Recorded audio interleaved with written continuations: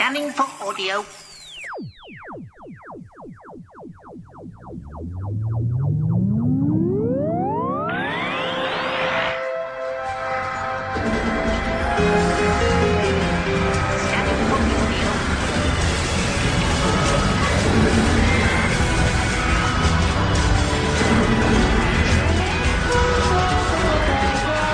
Radio from Garrow.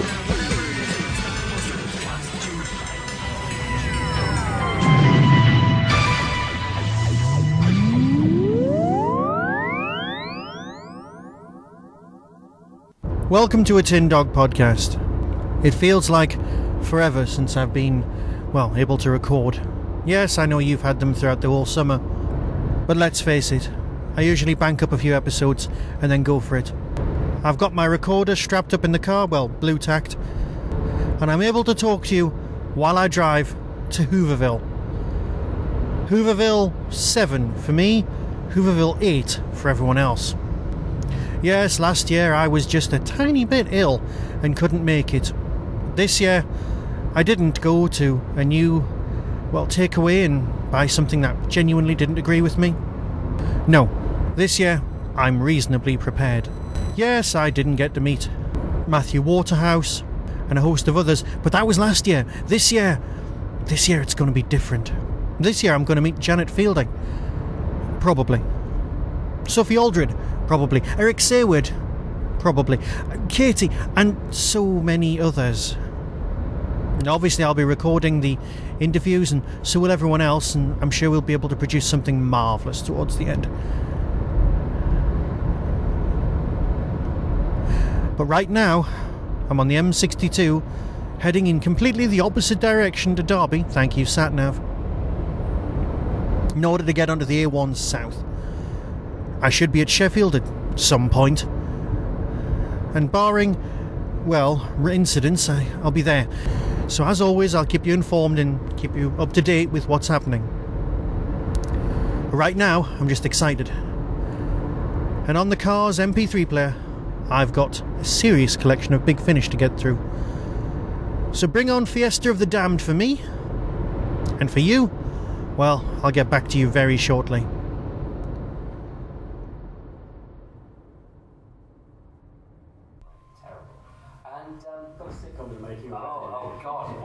When the Jehovah's Witnesses came around on Christmas Day and we were both in our pants and they didn't know quite what they'd stumbled on.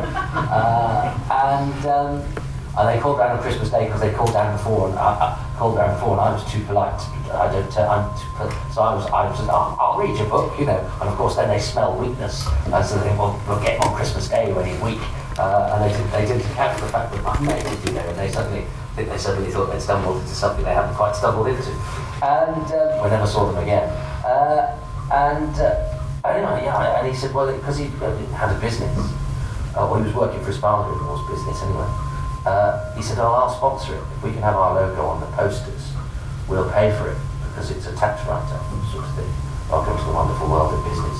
And so I went, okay. And he said, so long as I can direct it.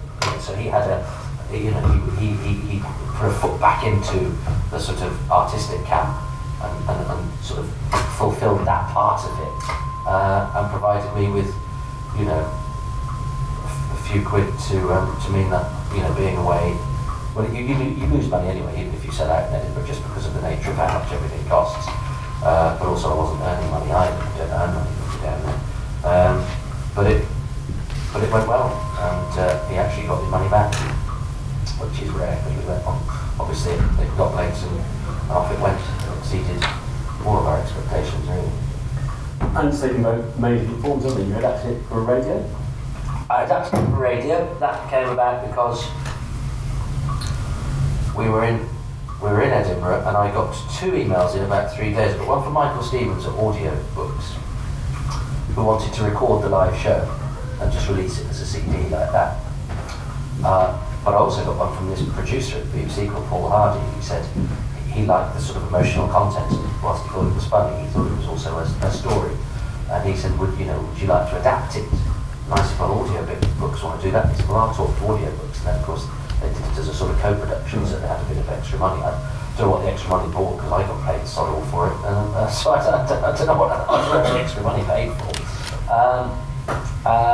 And so it became, which was much more interesting to me to write it in a different form. And actually, the radio show it tells the same story, but it's got many different jokes and situations from the live show that didn't lend themselves to radio adaptation. And in fact, the bits I don't like in the radio show are bits that I insisted on keeping from the live show that actually seem pretty incongruous, and I would now accept the fact that the producer has my best interests at heart, and there's a reason he wants to drop stuff, and I shouldn't dig my heels in. It's amazing, it's interesting. But I thought, I was young and had this idea that everybody was against me, so therefore why would he do one? I don't know why I thought that. He wanted to put my show on the radio. I was an idiot. I mean, that's one of the challenges of taking something that you've written once, it's been successful, and then adapting it to different format.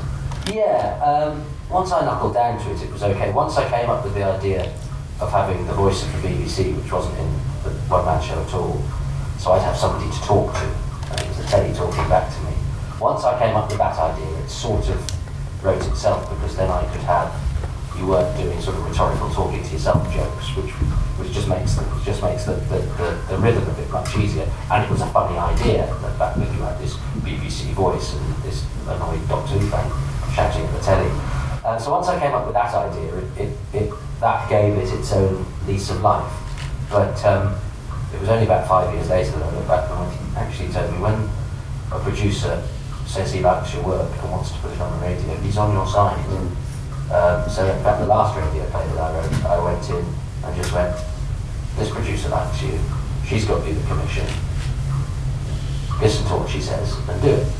And it was a much happier experience, and I think a much better piece of work, because these people are employed, these people are producers for a reason. There is a reason for having them. But yeah, so I did it as a radio play. I've toured it. It got longer because in Edinburgh it was 55 minutes long by necessity, and by the last time I did it was at the Garrick Theatre in London, and it ran to an hour and 3/4. So it sort of grew. You write your best work on stage. You can do that as much as you like, but actually when you're in the moment is when you think of the best jokes. So it just gradually, without any orchestration on my part, it just sort of gradually grew. And because I was doing it, I was touring it, I was doing it 3 or 4 times a week. There's nothing better than that, to get into a rhythm and just really nail it. I've recorded it for DVD, and I've also written about 10,000 words for a book, but I think it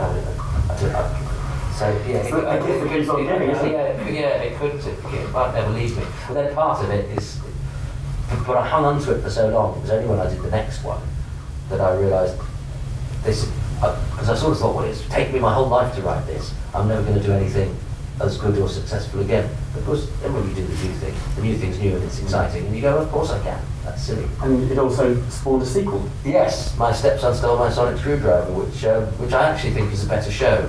There's not a radio version of that, but I've recorded the live version for DVD again. Ed Stradlin's supposed to be editing it for me, but he's taking his time. I need to buy him more drinks. Because that's how it's done, you do it on mates really. Which I think was a better show, actually. But it showed how the landscape has changed. When I toured Moths, I toured it for about 3 years and did every arts centre in the country pretty much. And Stepson got as good, if not better, reviews and did really well in Edinburgh in terms of numbers. But I didn't tour anything like as much, because a lot of those arts centres that I had played weren't there anymore. Or were only doing sort of whereas they used to, you'd go there and you'd notice that the team from Test Match Special had been on the night before, and Alan Cochrane or Sarah Millican were on the night after. You now go to places and they're only open, Friday and Saturday, because that's all the football that they get in. So live entertainment is struggling. So touring, unless your places want to take people who've been on 8 out of 10 caps and those sorts of people, there's less of a sort of exclusively live circuit anymore. But that's. At the beginning, you mentioned about coming to your place through stand-up. What possessed you to take on stand-up in the first place? It's It's a terrifying profession, isn't it? Yeah. When I was at university, a friend of mine said, a friend, that sort of guy I knew, said, I'm going to do a stand-up night. Do you want to have a go? And I went, oh, yeah, all right. Thought no more of it. And then he showed me a flyer that had my name on it. So I went, oh, I'm doing this then. And I just sort of wrote 3 pages verbatim, and and wrote it out, with every pause and comma and everything, and learnt it like an actor learns a script, and went on and did it. And actually, one of the other comics, I got talking to this guy, and Doctor Who cropped up. How Doctor Who cropped up, but I think I just got Doctor Who Tourette's, and a Doctor Who. I think we all did that. Yeah, and he said, oh, I was in Doctor Who, and I thought, and his name was on the flyer, it's Vincent Kelly. And I thought, well, I'm a credited role of Doctor Who because otherwise I'd know who you were. And he said, oh, I was in Full Circle. Oh, I wonder one of the other, the non-speaking actors in the cave. There's a couple in the book. They get their own paragraph and they get pulled over as well. And he said, oh no, I played Tynox. You've got an pattern. He went, how did you know that? I said, doesn't matter. But he totally changed. He's quite short and dumpy now. He was sort of quite fit and just tiny and bald. So he was a Doctor Who actor at my first ever stand-up gig. It was a portent. And I did this gig and it went fine. I invited loads of friends who all laughed at everything I said. And it felt unlike any acting. I still prefer acting, but it's easy. And you're not on your own. And actors are largely nicer than comics. And because it went well, I then got a bit of a taste for it, so then I sort of walked around a few open mic places, and people started to give me money. And I think because I didn't have any ambition to do it, but I quite enjoyed doing it, I sort of got good without necessarily feeling the pressure. Do you know what I mean? You see people now who are so young and hungry and ambitious for it. I was just sort of happy to muddle along doing it. So then I found myself earning a living by mistake, which is quite a nice position to be in. Do you still have the same preparation style? Do you still write everything out word by word, or I haven't written a joke in years now. I compare a lot of the same places. A regular gig on Tuesday, a regular gig on Wednesday, and a regular gig every other Sunday. And there's quite a regular crowd at some of those. So I now just go on and I've obviously got a storehouse of stuff that I've done. But what I tell myself, if it's any good, I'll remember it. But that is really a lazy man's way of going, I can't be asked to write anything down, so therefore I'll do this mental pirouette to justify my indolence. But because I'm emceeing, I get away, I can talk to the audience and make things happen. So I haven't sat there. I mean, if ever, it's not going to happen, but if anyone was foolish enough to go, I need to investigate the Toby Haydock archives, there'll be loads of missing episodes, because I haven't written anything down, I haven't recorded anything. So, and all the stuff that we can't see in here is obviously the best stuff. Perhaps I should bring Phil Morris and say, have you got any of my jokes?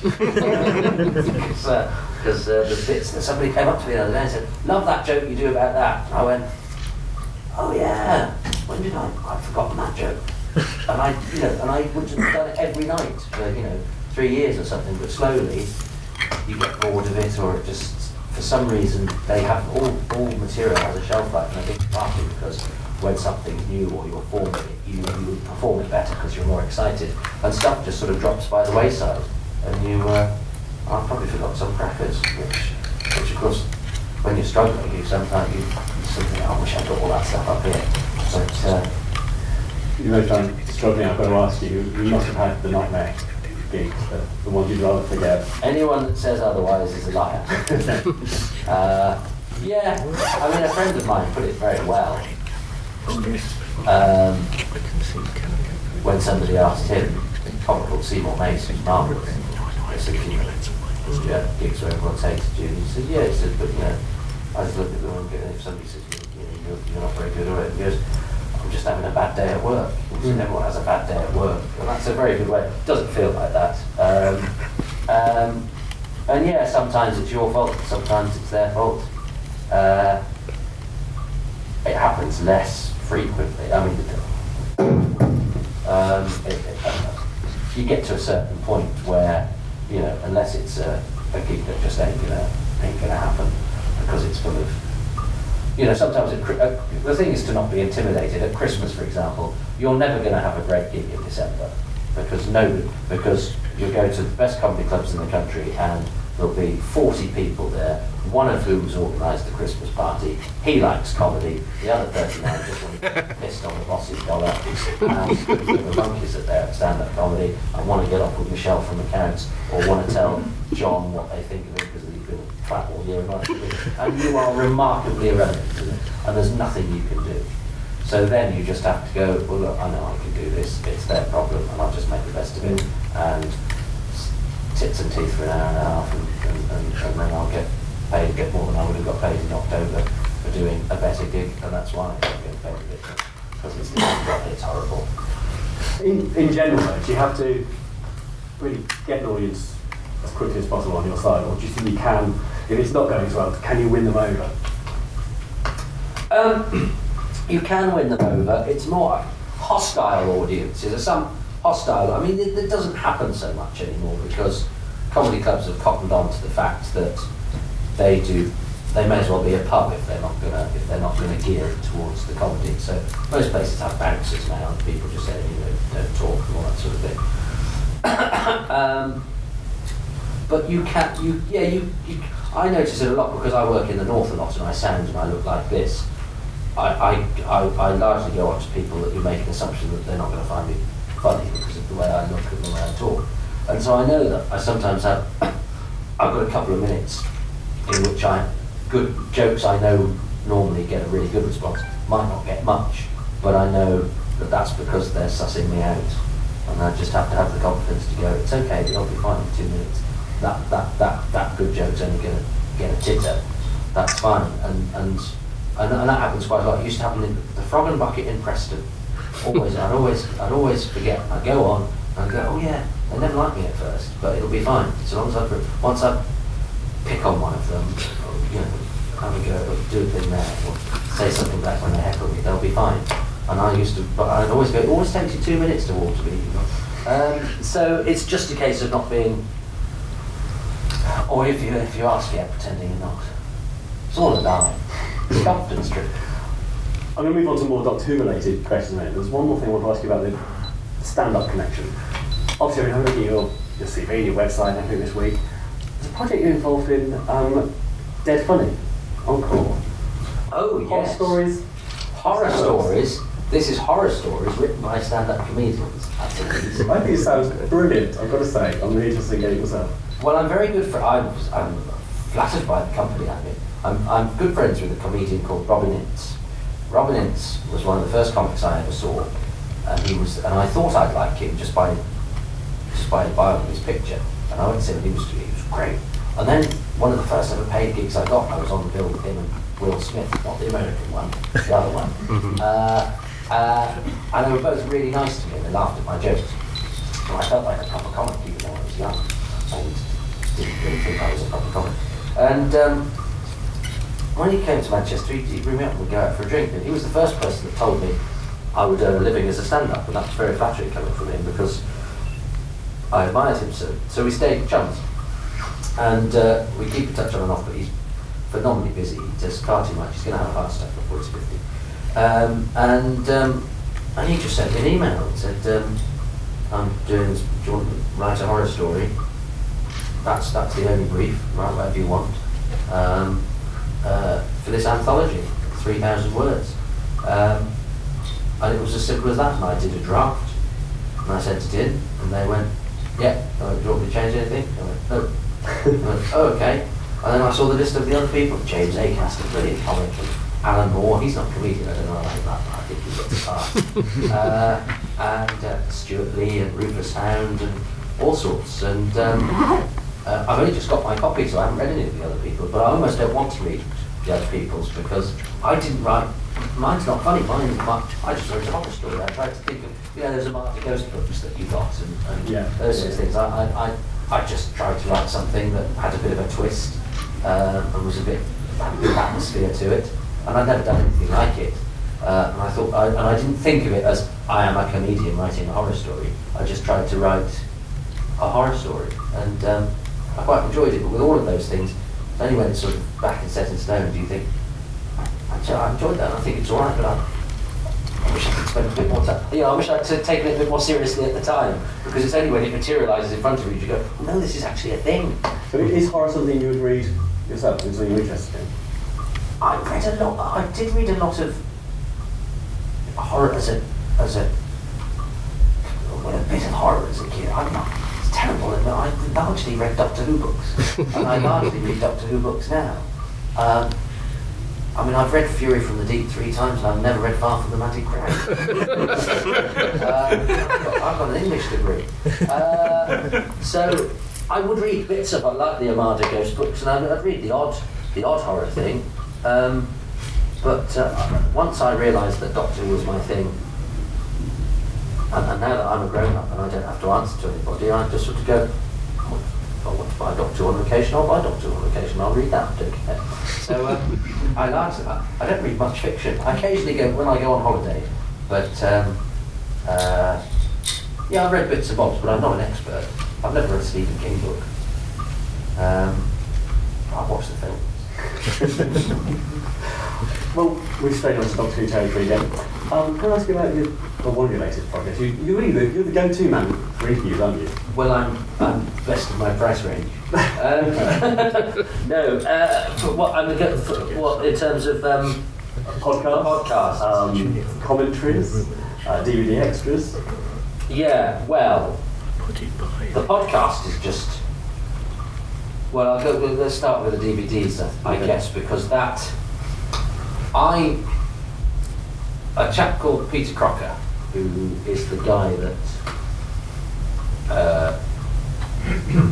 mends the pictures so that they look like they were made yesterday rather than 50 years ago. He came to see me on set my Doctor Who scarf in Buxton, and he sent me a message via a Doctor Who forum and said, I like your show, I work on the DVD range, do you want to go for a drink? And we went for a drink, we really hit it off. And at that time he wanted to do some comedy extras. And we batted around a few ideas, and I was relatively new to the internet then. And then I spent some time on the internet, and I thought, I don't want to do a comedy extra on the DVD, because frankly, being called a twat by Doctor Who fans is not something I particularly want to get my wits to do. And comedy and Doctor Who fandom is a bit like oil and water in sometimes, as I find when I sometimes tweet a joke and people go, I think I'll find if you're going to tweet a joke. And I just thought, I just couldn't get enthused about doing a comedy extra on a DVD, even though I was terribly flattered to be asked. But during our conversations, I would say to him things like, he'd go, oh, we've just done a commentary for the war games. I go, oh, did you get so-and-so? They'd go, oh, no, we couldn't find him. I go, oh, well, I could have found him. I know where he is. And so then they started to occasionally sort of say, well, do you know where so-and-so is? So then Peter said, well, would you moderate commentary? I was like, I dream of moderating when I'm cycling to gigs. Some people do their Oscar speeches, and I would be going, and you're listening. I would pretend I did have sort of fantasised about moderating commentary because I thought I was right up my street. I'm watching Doctor Who with the people that made Doctor Who, and I went, yeah, I'd love to. So he suggested me to John Kelly because John was doing The Rescue in the Romans, and it was a combination of Ray Cusick, who was perhaps never the most effusive, William Russell, who's lovely but sort of knows what he wants to say, and Christopher Barry. So the average age of the commentary was going to be about 84, and so he said, would I do that? And I said, yeah, sure, and I did that, and it seemed to go quite well. And then, so John used me. John was the producer that used me, and then something happened with the Time Monster where John Levine had recorded a couple of bits of commentary, and so somewhere in the big DVD spreadsheet, somebody had ticked commentary next to Time Monster. So then when they were putting the DVD together, they went, right, let's lay the commentary on. They went, we've got John Levine for 10 minutes. That's all we've got. So I got a phone call from Steve Broster, who I'd never worked with before, who went, look, we're really stuck. We haven't got any money. So we're only doing this commentary with Barry Letts, Marion McDougall, and we've got Susan Penn-Halligan on one of the episodes. And maybe we'll do a fan commentary on episode 3. So could you do us a favour? And I went, I'll do it for free so long as I can do the Ambassadors of Death, because it's a favourite of mine, and I knew Steve was planning Ambassadors of Death. And so then I worked for Steve, and he liked what I did, so then he kept asking me back. And again, I'm terribly cheap. I'm my own worst enemy, that's the problem. I think people think I earn a lot of money out of Doctor Who, and I don't, because Andrew tells me, he says, you've got to stop doing things for free. And so they started using me, and then I would start to sort of suggest to people, or as I say, they'd go, do you know where so-and-so is? And I usually did, because I'm not very exciting, and I spend my time working out where actors are. And so I found myself sort of, making suggestions for who should be on which one and things like that. And then I just had this idea. Somebody sent me a list of DVDs that they were planning to pitch extras for, and said, did I have any ideas? And so for the Sensorites, I had this idea of, the Sensorites was the only story where the writer and the director were both dead before Doctor Who fandom got its hands on people, sort of thing. And I thought, well, Mervyn Pidfield nobody knows that much about, Peter R. Newman nobody knows anything about, why don't we do a thing where we find out about both of them? And I sort of liked that idea, but then Chris Chapman, I worked with on a couple of things, where I helped him out. And he said he'd been asked to do the Sensorites. And I said, well, I pitched this idea to another producer. And he said, oh, they're not taking stuff from freelancers anymore, they're only using me and one other guy. So I went to this freelancer and said, look, I don't think it's going to happen, but do you mind if I take the idea? He went, no, fine. And Chris refined, Chris is very good, he refined it, he just went, people sort of know bits about Mervyn Pidfield, because Verity Lambert's talked about him and things like that. Nobody knows a thing about Peter R. Newman, let's just concentrate on the one guy. Because he got, Wikipedia had one death date, IMDb had another, but nobody knew anything about it. And then he said, well, I've got to take it off you, because if you're to do it, you can't know anything. So then I spent 3 months not knowing whether it was happening or whether it was not. And then a week before he said, look, we're going to have to call this off, we're just going to have to do a making of Talking Heads because we haven't found anything. And I sent an email to Richard Bignell, who I knew had been doing the research. I said, oh, shame that hasn't worked out, but thanks for trying, that would have been nice.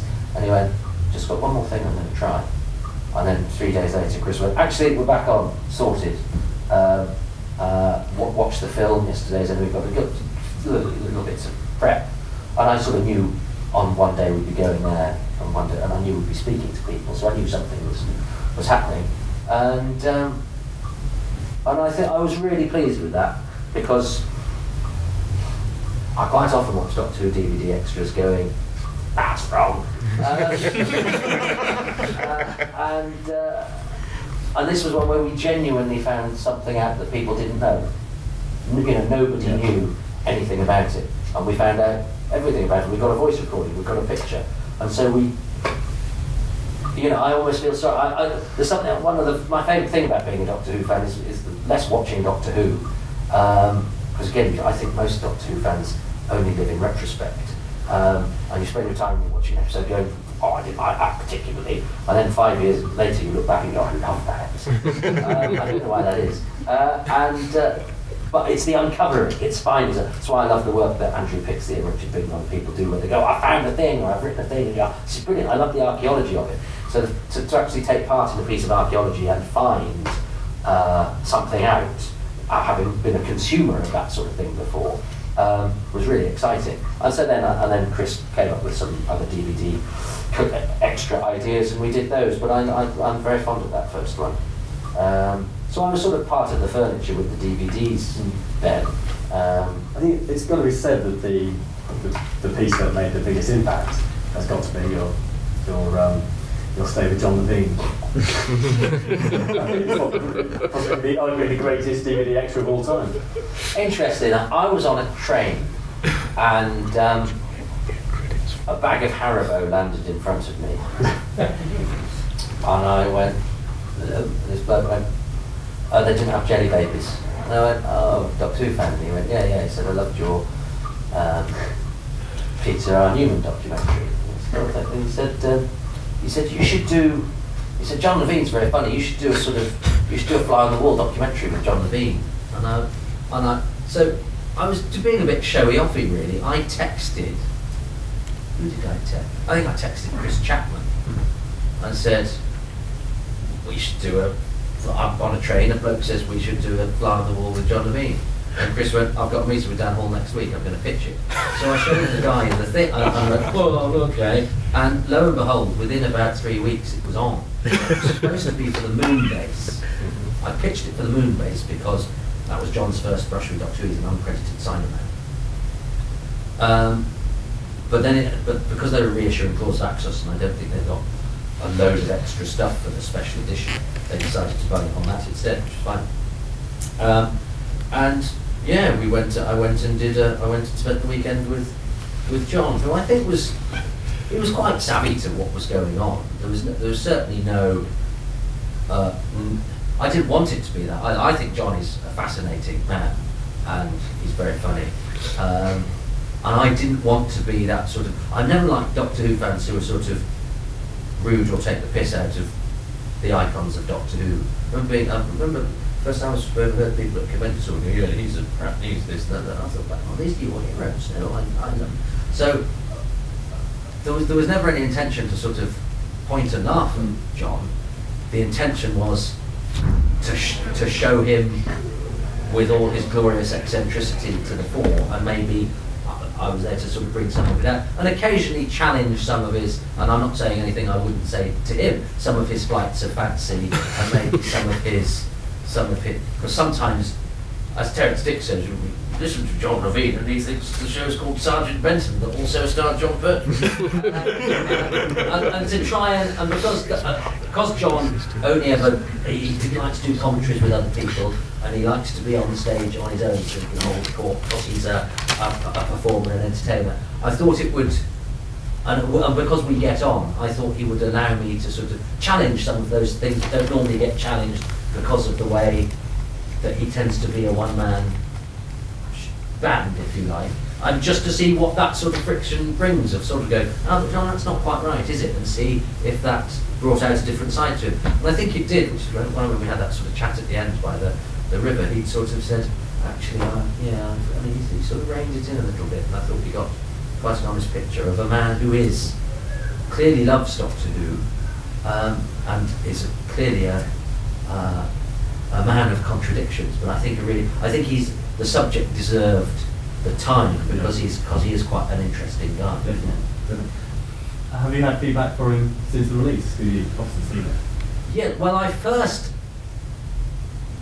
think John went through a period of not liking it because somebody said, oh, John said that the editor wasn't very kind to him. No, he rang me up and said he loved it, and then I think somebody had said to him at convention, well, they're taking the mickey out of you, and John went, yeah, well, they probably were, I'm furious about it. and then he watched it again and rang me in tears, but I think it's marvellous. So I think at the moment he loves it. Who knows? I've got to confess, when I watched it, I was relieved to see his mother appear, because I was starting to suspect she was up in the attic. Yes, bless him. So the last thing I'll ask before we go to the others, has he ever invited you back for another round of golf? Well, do you know what? There's not enough of that in the thing. I think John takes golf very seriously, and you look. We all know John. He is out there and positive, but he also then sometimes gets furious about stuff. And I heard him saying to Chris like before, he said, he's not using my golf clubs. And Chris was like, no, that's okay. He said, you're going to make him look like an idiot, because if he can't play golf, he's just got to look stupid. And I was like, I don't mind looking stupid. That's fine. If I look to, I don't care. That's fine. That's what I'm here for. It's not really about me anyway, and I don't care if I'm bad at golf. And then of course, I had to begin. I did a swing, and it went, and he was like, and it went far, and it did well, and he was sort of like, oh, you're lucky, and I was like, yeah, I am. That's fine. And then I hit it again, and I had a lot of luck. I only actually screwed up the very last 2 shots. Otherwise, I would have won. And you could tell John wasn't really. He was sort of going, oh, you're lucky, but deep down he was really angry because he wants to be really. I think he takes his golf seriously and enjoys his golf. And the fact that I couldn't care less was doing quite well. It's really annoying. And he was really annoyed because he wouldn't shut up about it afterwards.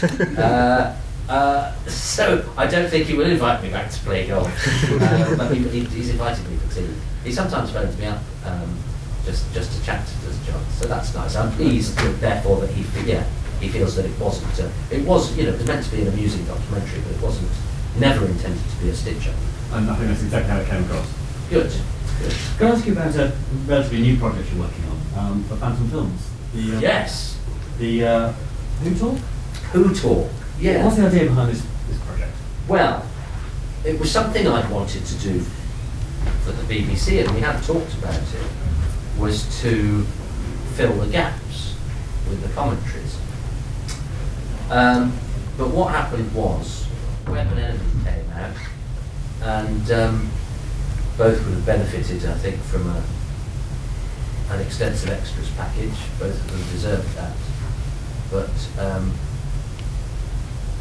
nobody at the BBC gave monkeys. And so they came out with nothing on, which I thought was a huge missed opportunity. And we could have done it for them. And we in fact, I had Paul Benitez who, sourced back and spoken to Gareth Wedman. There was interest there. As always with Doctor Who, driven by the fans who are professional people, with the BBC never quite knowing, actually quite unlucky they are, what a good resource they've got. But I think they thought, these are going to sell anyway, just get them out there.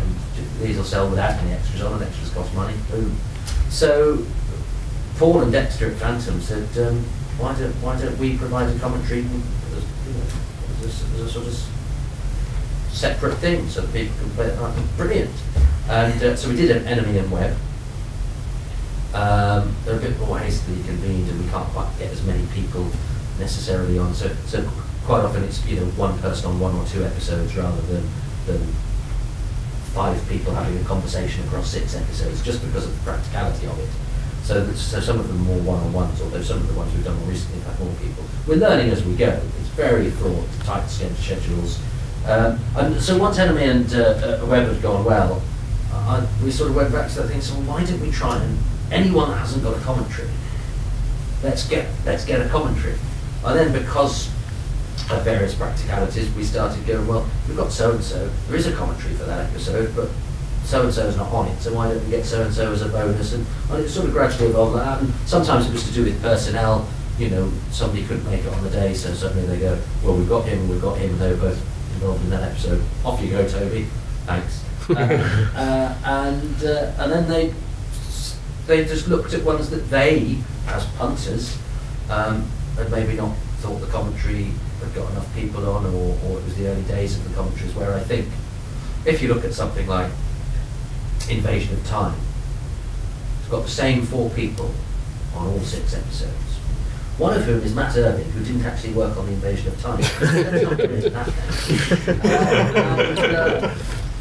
And when you look at that, you go, and then when John Kelly, who I think did so much for the commentary range, when he really got his fingers into the commentaries, if he'd done that 2 years later, he'd have had me moderating it, and we'd have had Milton Johns and Chris Tranchell and maybe Derek Dimon, and we'd have mixed it up, some people on one episode, some people on another, so there'd be a sort of revolving door just to keep it interesting and boom, boom, boom.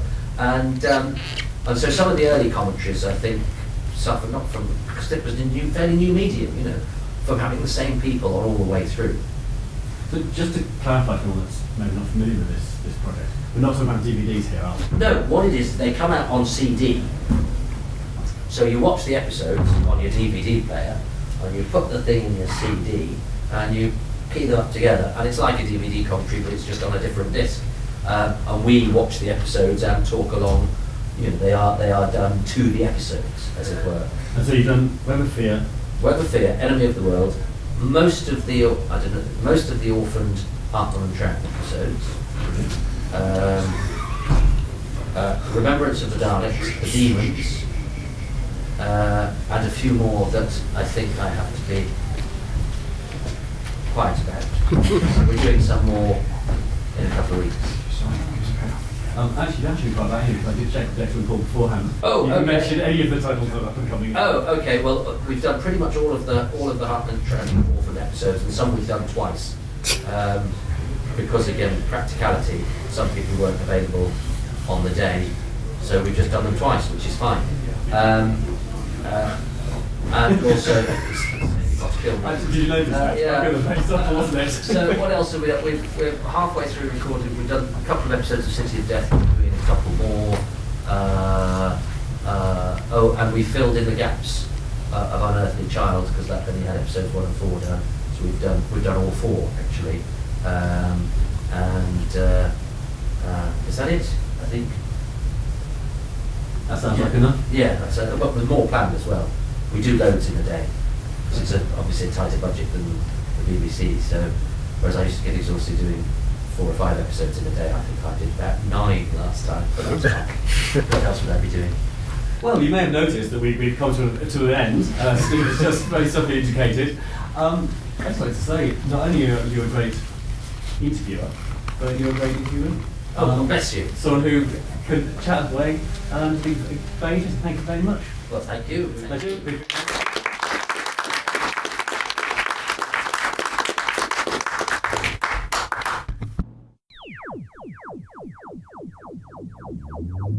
That was the Doctor Who Tin Dog podcast, available on iTunes, YouTube, Twitter, RSS, Vimeo, and across the internet. Doctor Who and its associated properties are all copyright and trademark of the BBC. No infringement is intended. Why not become a supporter by visiting patreon.com/tindog. Contact the show on tin-dog@hotmail.co.uk. The Tin Dog podcast is a founder member of the Doctor Who Podcast Alliance.